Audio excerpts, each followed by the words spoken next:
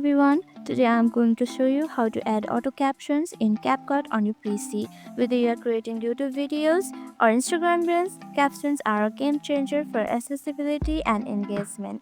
So let's dive right in. First, open the Capcut app on your PC. Once you are in, import your video. To import it, click on import. Once you have imported it, drag it into the timeline like this. Now head over to the text tab at the top and click on auto captions right here. Select the spoken language. Once you have selected your language, click on generate. Capcut will automatically analyze your audio and generate captions for you. As you can see, your captions has been auto-generated. And that's it. Now when you are happy with your captions, click on export to save your video. I hope this video was helpful for you. If it was, don't forget to like, comment and subscribe for more tips and tricks.